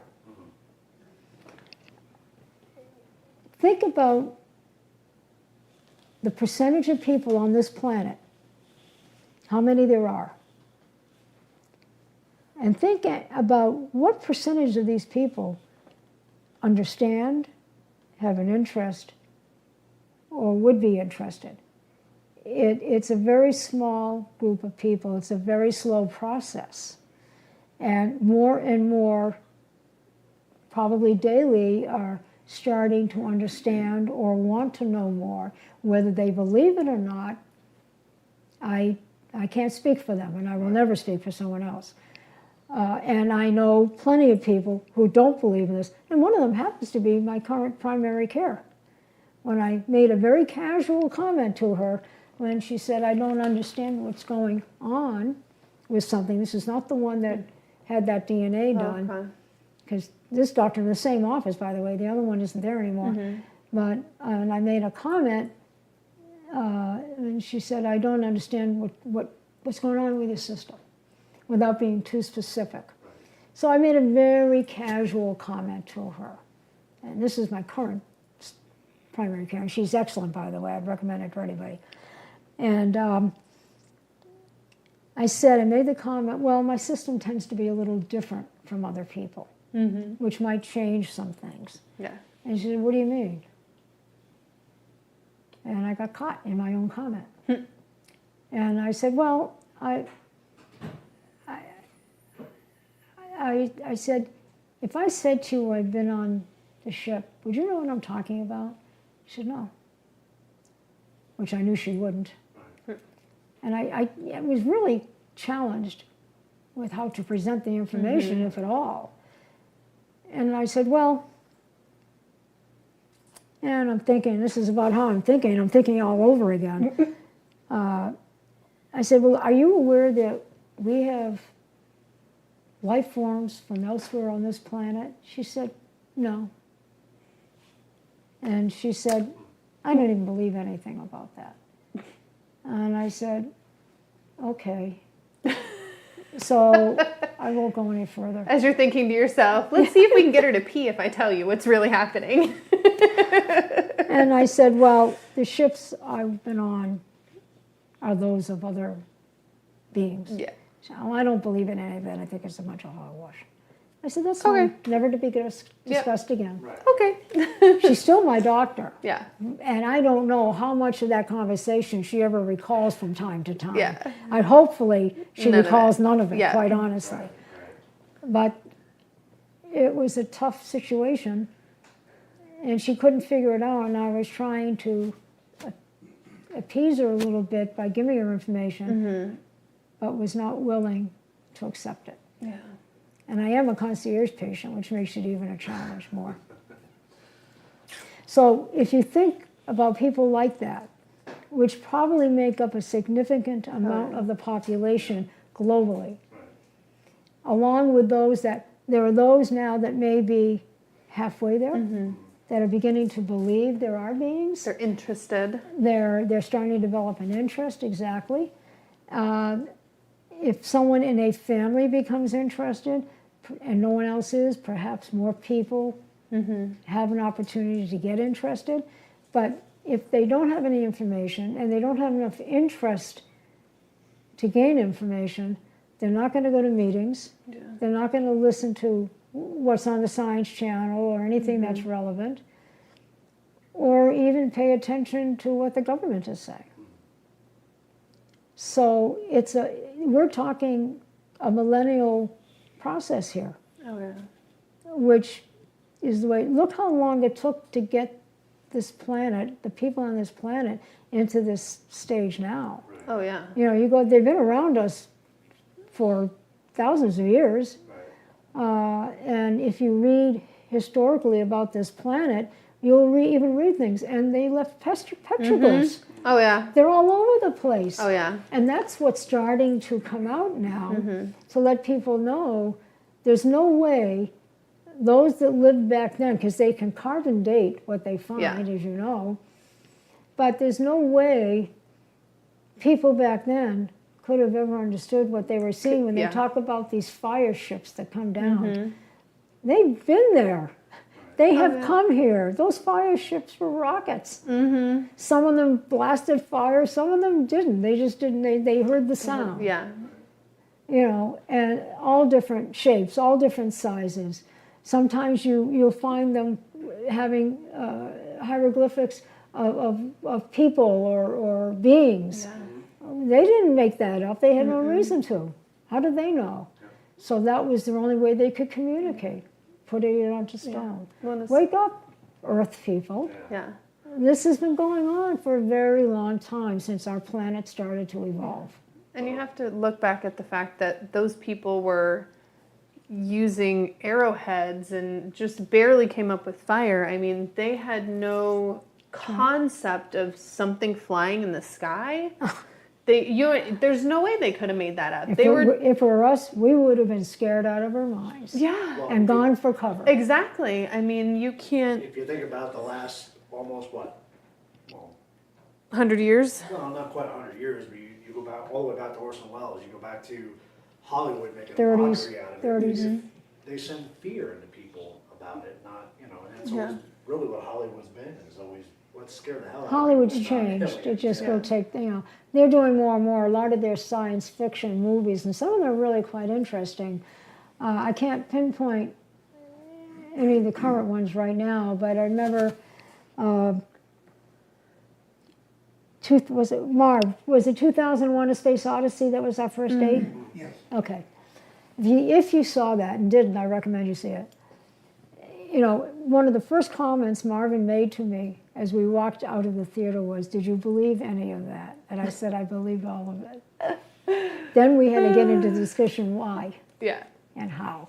So that started, and that was when we were dating. But it was an interesting start. Yeah. But his work in the space program, I feel the whole thing about our coming together was meant to be. Yeah. Knowing about my other boyfriends that I'd had, and they were all wonderful people, all wonderful gentlemen.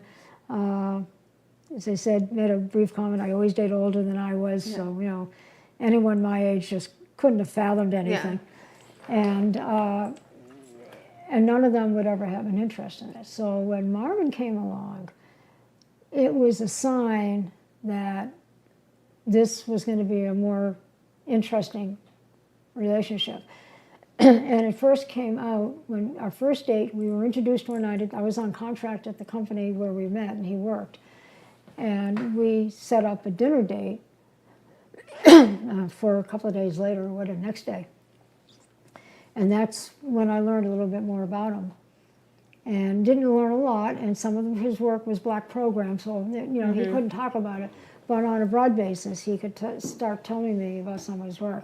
And I knew in my heart, this is the guy for me. Right.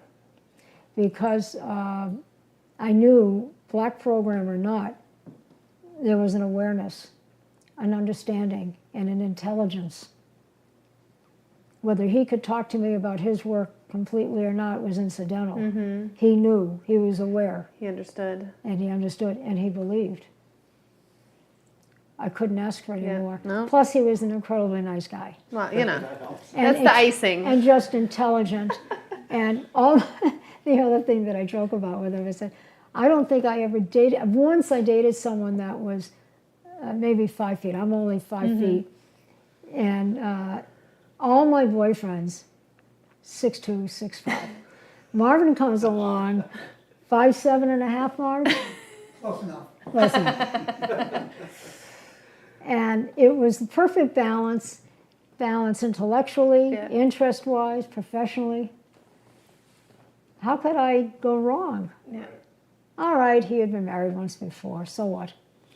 I didn't fault him about that. That happens. Yeah. Took him time to find Mrs. Right. Yeah, exactly. Practice. And I actually know his former wife, Yeah. and we get along fine. That's good. But along the same line of questioning, it takes time. It doesn't happen overnight. It won't happen overnight to hybridize everybody. More hybrids have to be created to the point where percentage-wise, more hybrids are creating Can be more created, hybrids. yeah. And it's just repeating the process. And eventually you're going to have 5, 6, 7, 8 generations. It'll be probably 10 generations before the Earth is inhabited by mostly hybrids. It's really quite simple. It's just a very long process. And, that's why I say by the time, there's no rush. We don't have to leave this planet overnight. They've calculated how long, how many millennial, if that, it's going to take for the sun to burn up and die. It'll just like that. And we will have to have been off the planet at that point. And the scientists, everything will be planned accordingly. But right now, they're just starting, and they've been looking for other planets that can take life, handle life. They've been looking for years now. But they're in a race now. How many more? How many can we? Doesn't mean everybody's going to go to the right planet. It depends on the planet, and it already may be inhabited. That planet has to be friendly to us. I can give you so many caveats that have to be dealt with at that point. They'll all be handled along the way, and it will all happen. But the only way the human race can make that journey and transition is as a hybrid. As we are, or everybody that is as a full human now, none of them would be able to make it, very few by comparison. We have to be prepared to re-inhabit. So does that make sense? Absolutely. Yeah, the human body is very fragile. It's It wouldn't be very able to take. casual. I learned to listen to what I was being told. These are all things I've been told, by the way. It's not something I read. It's not something I heard. I heard it from my own family of beings who, as I'm aware of, are Arcturian. Not blue, though. And there may be, I don't know if there's another race involved. I've asked. I have not been advised. There may be nothing more to advise me about that. It is what it is. Certainly, I'm as human looking as anybody. Yeah.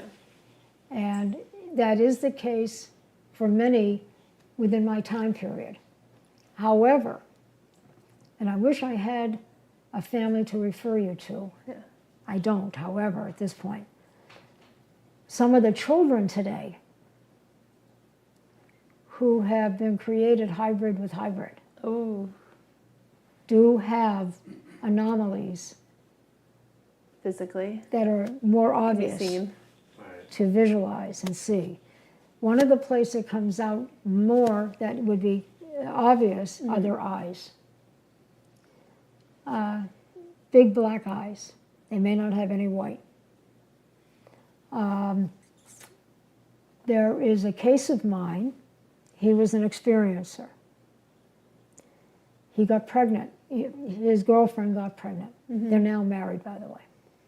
His girlfriend got pregnant, and I'm still in touch with them, and I talk to them fairly often.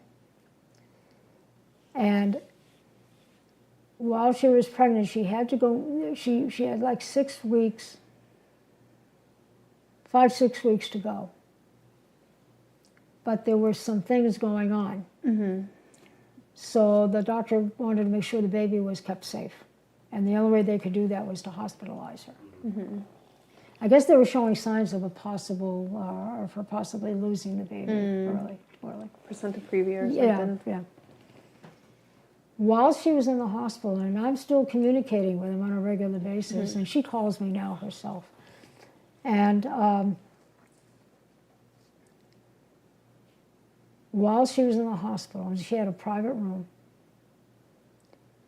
beings came in to check on her every day. She saw them to make sure that baby was okay.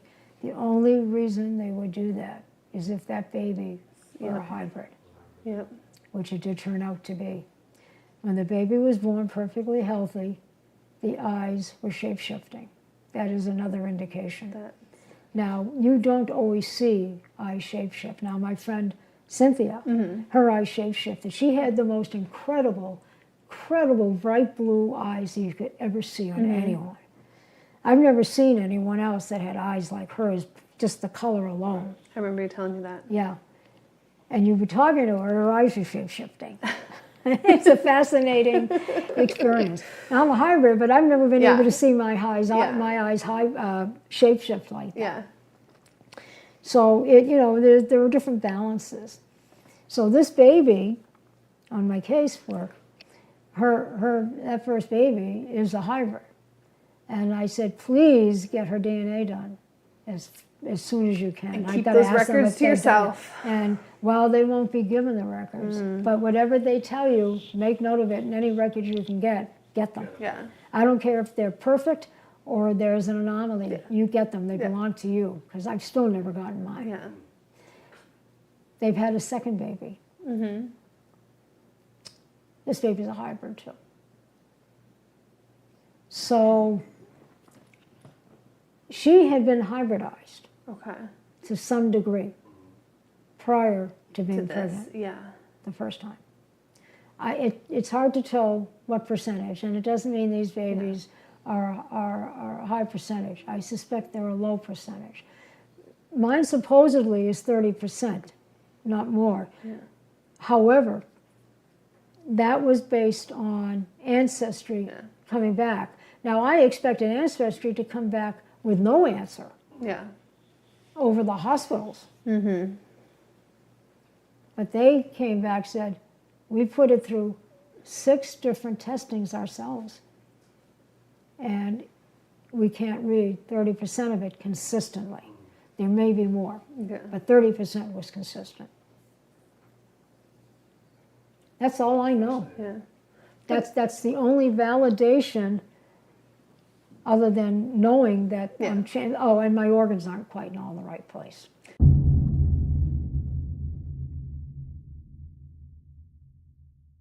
That I found out when they went in for gallbladder surgery. It was supposed to take, this is another example. I said, how long is the surgery supposed to take? Yeah. I was afraid to tell them about having the blood, they always have a transfusion on you just in case they're ready to go. And I never said anything about that. I just told them my blood type, and that I did get typed out. But anyway, so I said, how long is this surgery supposed to take? This is a gallbladder. It's cut. Yeah. Pretty quick. Open, grab, cut, Take. stitch up. Yeah. He said, 45 minutes, Yeah. including opening and closing. Yeah. I said, okay, fine. The surgeon, I remember this. I was wheeled in at 9:30 in the morning. They were going to start the surgery at 10. At 9:45, I said to them, so how come you haven't started my IV? Because I've had enough surgeries, right? And they said they were preparing it, getting it ready. So they started the IV, and I watched the clock. It was 5 minutes to 10. And I said, how long do you expect this to take? I know all the different ones because I have resistance to some and overreaction to others. Yeah. My system. And I said, do me one favor before I pass out, before I fall asleep. Track everything closely. I said, not all anesthesias are going to work on me properly. Never had time to tell them anything more. That's all I needed. I was out like a light. So, but I saw the clock, and I was always watching the clock because I always look at the clock when I wake up or when I'm in recovery. So that was at 5 minutes to 10. I'm in recovery, and I believe I looked at the clock when I came out of the anesthesia, 4 o'clock. Oh my goodness. And I had a nurse attending me while I was coming out of. I can't imagine how much anesthesia they must have given me, or how it reacted on me. They couldn't wake me up. Yeah. I don't know how long the surgery took, and I never got an answer. And I said to them, 4 o'clock, they put me out at just before 11. This was supposed to be a 45-minute surgery. I said, what happened? And she said, well, I don't know. I said, well, how long have you been with me? She said, about 3 hours. Yeah, she just knows when she got you. Yeah. And I'm just waking up. And I looked at the clock, and it was 4.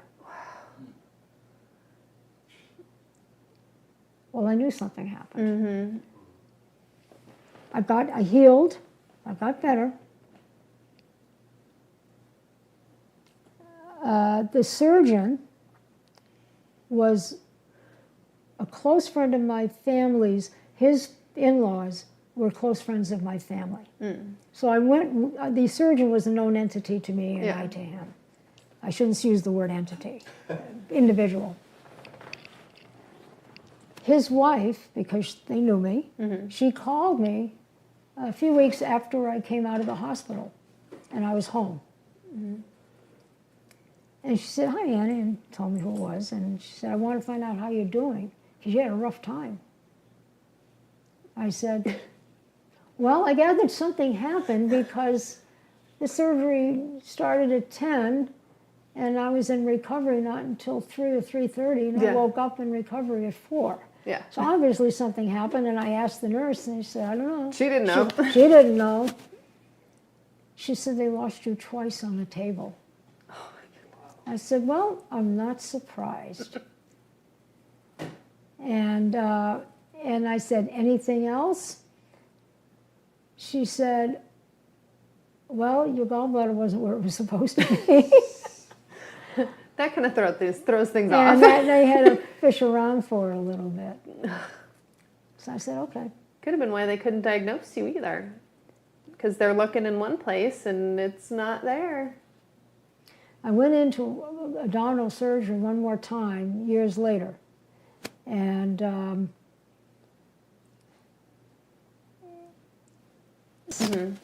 I have to stand corrected. That was an appendectomy. Okay. The next time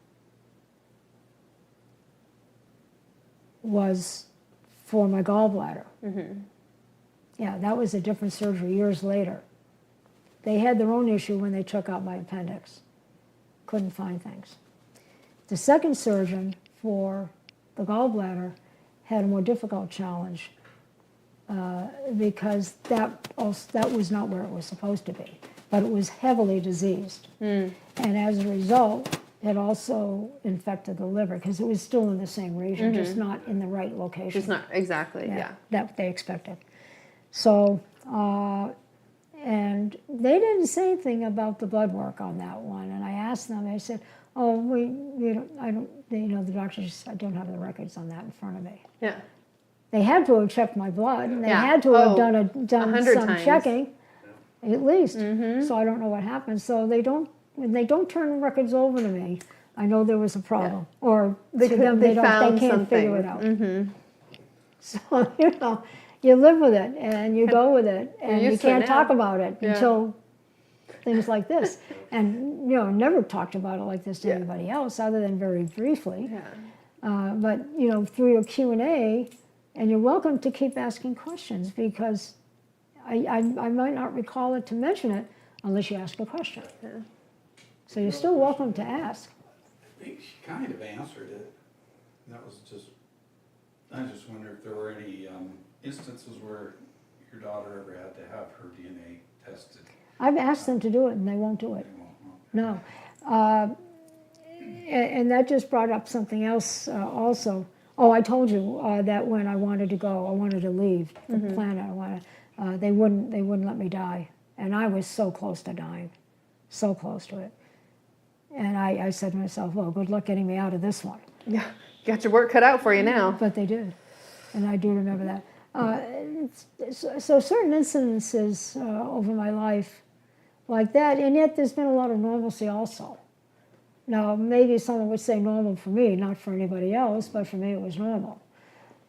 Because I've had to live with it my whole life, so therefore it's a normal part of my life.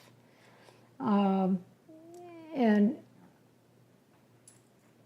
I'm trying to think of other things to have told you. I mean, I've seen other planets. I saw Earth.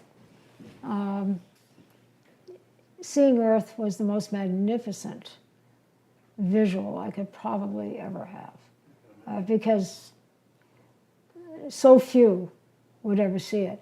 And I was at when the astronauts are in orbit around Earth, I'm not sure how high, what kind of orbit they're in. Marv, do you, when the satellites go up and the astronauts are in there, are they at high orbit or low Earth orbit? I think they were low Earth orbit. Low Earth. I was higher than low Earth. I was in at least upper mid Earth orbit, because I was able to see at least half the planet going up. If I had been a little higher, I may have seen the entire planet. But what I saw was, I can't explain how magnificent it was. I'm, maybe if I ask enough, they'll take me up to high Earth orbit so I can see the entire planet, but I'm not counting on that. And I see it like it happened yesterday. That's how vivid it is. When I went, it's these images are phenomenal. And if you talk to anybody else with similar kinds of experiences, it would be interesting if I were to know what they went through and how. I know, like it was yesterday, I ran up because I was all excited. My hands were like this up to the panel, just so I could lean over and look out the window. That was another reason I couldn't see more, probably. But if we'd been in higher Earth orbit, I would have, because I know I was mid-Earth from pole to pole, and I just have no idea, other than knowing there was water, but there was no way with cloud cover to know exactly what continents I was looking at, nor would I have maybe recognized the European continent. I would have recognized the North American continent.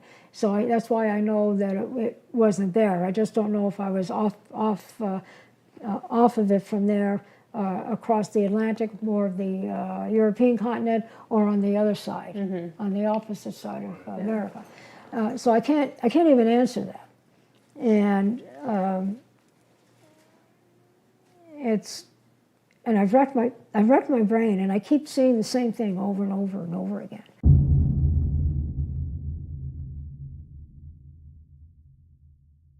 I time traveled once, by the way, which was an interesting experience. I didn't enjoy it as much as all these other experiences, because I can remember those. The time travel I can remember, I'm not sure why. And I think it was just to send me out into the future to some degree, but not like the other guy I was talking to you about. This was very brief. And I did come back okay. So I don't know if I was sent out Maybe it as wasn't far that long, or as far out. But I do remember that, and I want to recover it to tell you, but I came back, I had no changes. I saw people, so I saw a tad of the future. I really have no idea how far into the future it was. It may only have been a couple of years, I don't know. I suspect it may have been a little longer than that, but I did not see automobiles, anything that would be recognizable to me to make me aware of anything. And it could be that they took me out, but it's possible I wasn't reacting properly, and they brought me right back. And that's the only thing I can surmise, because it's not something every human body might be able to handle. And maybe something took place I wasn't aware of, and only remembered a very, very brief portion of it. But it had nothing to do with it had nothing to do with being on the spaceship, I know that. I just remember seeing into the future, going out to it, and then coming back on a rather quick basis on that matter. But seeing Earth and seeing the ship, I go back to that memory so often. And I asked to make sure that when I die, I remember that. Yeah. Because I'm not likely to ever have anything like that again to remember. Not of that nature anyway. I'll have other nice things, but of that nature. I wanted to be an astronaut. I wanted to go to NASA. I wanted to work for them, and I just wasn't qualified in any way whatsoever, really. Yeah. And to go through the training they had. So that's why they may have allowed me to see the planet like that. But whatever it was, I was so grateful, and so grateful for anything they do for me, everything, because it's all positive. And why other people aren't getting positive experiences, to get back to the very beginning of some of that question, I don't know if I have even an answer for it. It may be up to why they're even being approached. Yeah. It could be how they're reacting. And a lot of them don't react in a positive way. Yeah.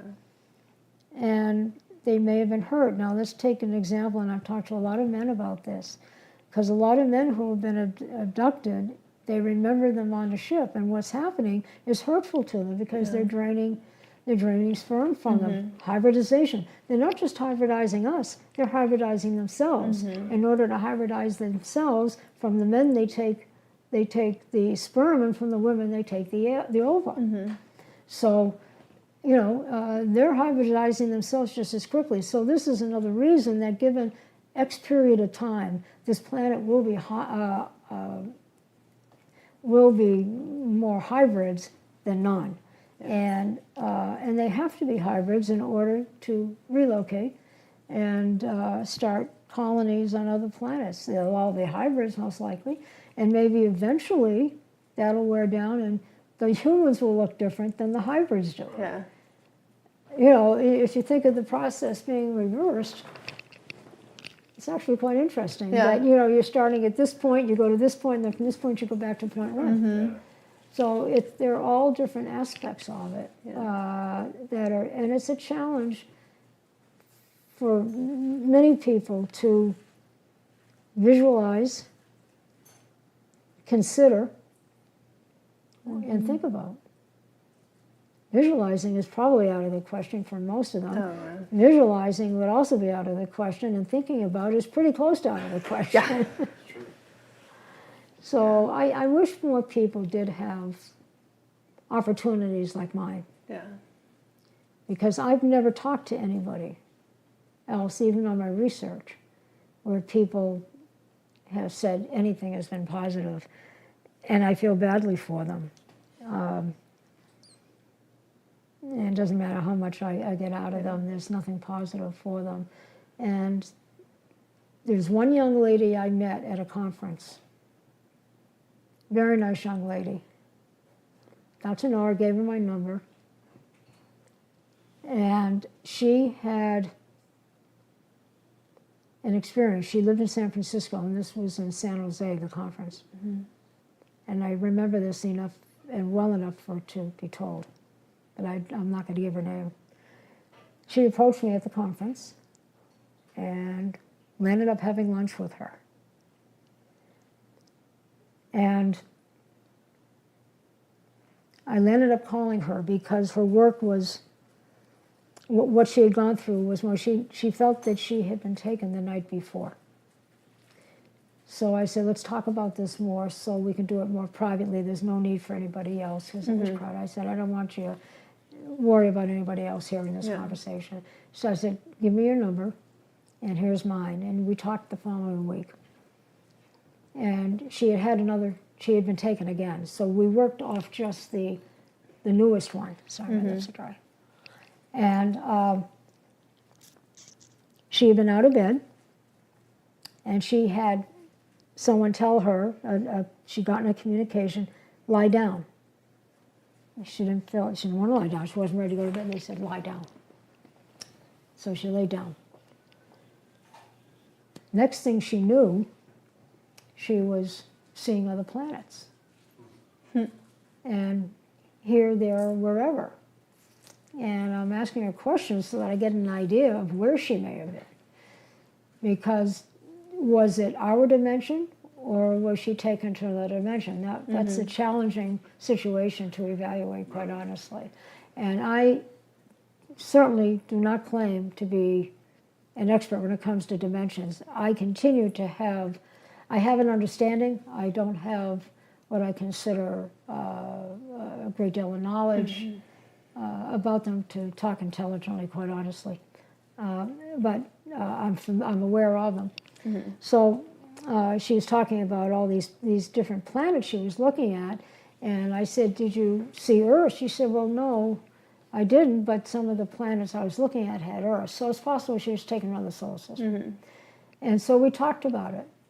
And she was being utilized as a human being to understand and learn about what this planet is still learning.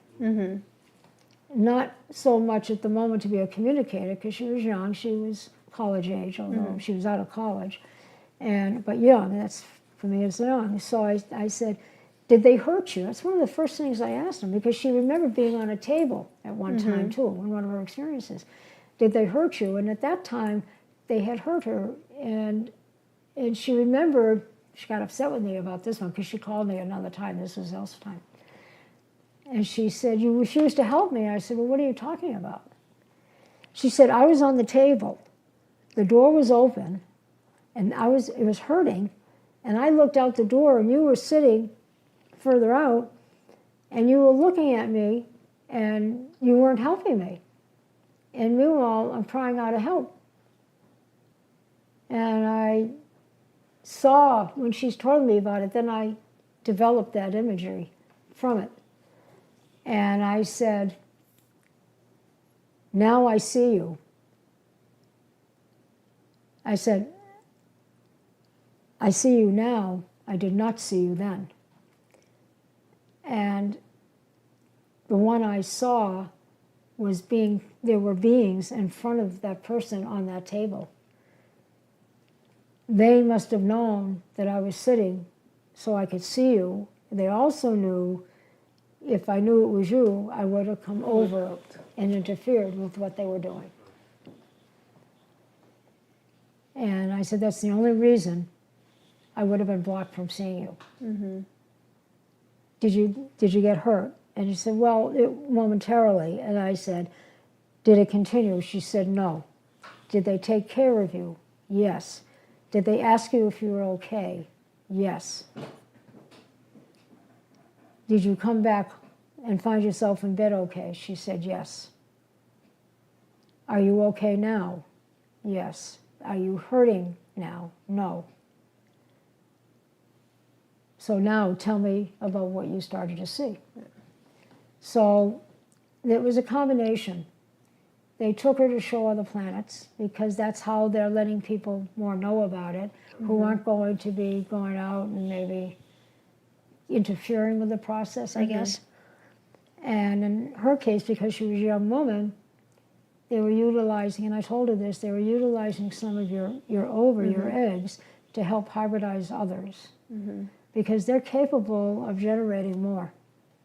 So, and the same thing, with the sperm and everything, they can create more, but they have to have a percentage of reality involved. And that's why some people, when they're talking on the ship, are finding humans in tanks with hoses attached to them. They have to be able to breathe. Yeah. That type of thing. And they're humans that are going through a hybridization process, not necessarily through the normal process. Because it will take too long if they waited for everybody to be born 9 months here and 9 months there. So, Generation. It would never happen. So they do all the hybridizing, a lot of it themselves now at this point. But they're also hybridizing themselves. So if they see an alien with a hose, that means they're being humanized. And if you see a human with a hose, they're being humanized. Yeah. And people don't always see this or understand it. And not everybody has recollections of what they see, by the way. So I may have it, but you may talk to someone else, and they would say, well, what is she talking about? Well, because they don't know. I was prepared for all this information. I was brought up with it, starting at the age I was. And some of it didn't become apparent until I got older because I wasn't able to. I mean, I didn't know where children came from at 3 years old, quite honestly. So everything was taught to me in a period of time. There are times they let me know, like when I saw that young lady getting on stage, I broke down. I actually had to walk out. I listened as much as I could, and I had to walk out, not because of being upset. I had asked for 40 years, 45 years, what happened to her, because I never, ever forgot that I lost my first pregnancy, and yet I never bled. The doctor asked me, did you bleed? And I said, no. He said, I don't know how you can have a miscarriage and not bleed. And bleed. Well, I knew, but what am I going to tell him? Yeah, can't tell him. I can't tell him my baby was taken. Well, taken by whom? No, it doesn't work that way. So I have all these things that you can't talk about. And to people that it would be nice if they understood or knew about, but you can't. You talk about someone in the medical community, I'm far from ready to be put into a psych ward. It's not a psych ward issue. And once you're in there, it doesn't matter what you say, you can't They get ain't letting out. you out. No. And it has nothing to do with that. This is my life. This has been my experience. and I'm a first level believer of this. I can't speak for my children because they're not willing to talk. And I just suspect. And the other reason for my older daughter is because I've been able to read her mind more. I can read it through. Her eyes are like a ticker tape to me. But that doesn't mean she's had as much as I've had. Yeah. And they won't, neither one will get a DNA. And I think they're concerned. They don't want to know. Yeah. And that's unfortunate because the reason I told them was to make them aware and give them knowledge. Yeah. But they have to be willing to go. I can't force them. Now, go ahead. Now, do you think that with your experience that it's been so positive is because you've been there so many times, you've been since you were 3, like you said, if it's something you've grown up with, you're comfortable with it, you know that, oh, this is just Part of my life. this is just what happens. So these people that are going only once or going twice even when they're older, I mean, that could put a lot of fear. That could put just Well, if I in have a itself. chance to talk with them, I can get rid of that fear. Yeah. And I can because I Yeah. have. Yeah. And I said, are you still as uncomfortable or fearful as you were now that you have a better understanding? And they said, no, it's all Yeah. gone Yeah. because you helped explain it to me. Exactly. The other reason is I also expressed in a more casual way that I feel it was all positive is I'm one of them. They're not going to hurt their Yeah. own, Exactly. which makes sense. Yeah. You don't look to hurt other people. I don't know if that's one of the reasons, but I throw that in because it's a sensible thought in my mind that if I'm one of them, they don't want to hurt me. Yeah. They may have more need for me too sometime. Exactly. It's not likely anymore. But even still, like you said, if there was that pain, it was minuscule and it wasn't very Well, I long. never had anything. Yeah, but for others, For others, yeah. it was just Yeah, if that moment if they've caused the pain to leave, Yeah. they've not allowed me to remember it. yeah, I mean, it's easy to remember having a baby, yeah, but I don't remember them doing any work Yeah. on me. But they did, yeah. because the proof is the pudding. Yeah. Is in the Obviously. pudding, in manner of speaking. I'm open to still any more questions, if you have any more and they come up, and even afterwards if they come up. Well, that's what I want you to know Yeah. rather than to guess, so you're always welcome to I'm call me sure, back. in the next even hour Yeah. after we're done here, I'm sure more questions will be. Well, then you're coming up, welcome to so- call, you're welcome to ask, because that's my purpose. That's why I'm told, Yeah. is to educate. And I can only do it through people like you too. Yeah. I can't say, hey, you feel like talking to someone off the street, say, you want Yeah. to talk about ETs and aliens? Yeah, Yeah, my mind's kind of blown right Yeah. now. Exactly. Well, it's probably a lot more than you ever expected. and I do have a silly question. It's not silly, no questions is silly. How tall are your beings when you're on the ship? Well, I've shrunk a little. I'm Yeah. about 4'11". All my beings were probably on the shorter race Okay. than they were on the taller. They were never tall whites. Yeah. I have no relationship with tall whites at all. I'm very confident about that. They were approximately around 5 feet. Some of them, Okay. the one that I saw when I was in my bunk bed, some of them were probably about 3 or 4 feet, Okay. because I remember them.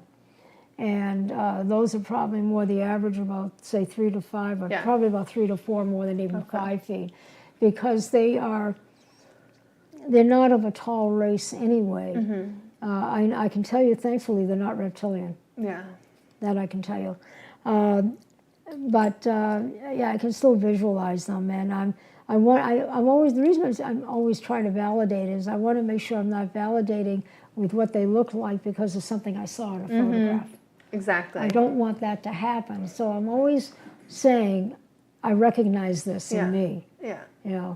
And Arcturian, when I saw this, if you didn't see that already, that's what I remember seeing about myself, not this. Yeah. So that's how I felt. Not quite, but almost, because I'm not 100%.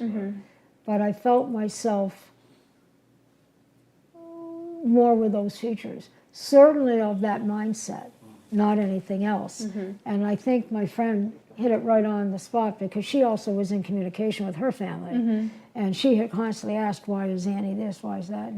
And I think it made sense when even when she said it, it made sense to me. And I learned more about Arcturians because they're the intellect of the universe, and if you Google it, you'll find that out. I had to do a lot of research before I said, hey, wait a minute, ask Google. Yeah. But at that point, I had always learned and read about the different races, and Arcturians were continuously talked about as the technologists, the scientists, and the medical people of the universe. They're the ones that everybody went to for information. Right. So it felt really good. You know, I said, oh, thank goodness I'm not from a different kind of a planet where I have to protect myself type of thing. Yeah. It really felt good, and everything seemed to fit in place because I knew more, understood more than I ever got educated, formal education. My education, again, was not formal, it was from ETs. So I constantly, as I said, I've said many times over, I have very good reason to always say thank you to them, no matter how small or how large it may be. I have them to thank for being what I am. There's nothing negative about it. And I don't care if they find organs in a different place or whatever, and it doesn't bother me. And it doesn't matter to me that I can't tell the whole world. If, you know, of course it may land up that way, but you know what I'm saying. Yeah. If they don't believe me, that's fine. Yeah. That's fine. That's my life. I'm the only one that can tell it, You only know what you know. and I only know what I know. Anyway, gentlemen, I thank you for your courtesy. Thank you for asking. I thank you for the opportunity. If something else comes up again, more than happy to accommodate you if it needs to be for some reason. Yes. I just want to get the word out there. I really do. It's important that I do, and sooner rather than later.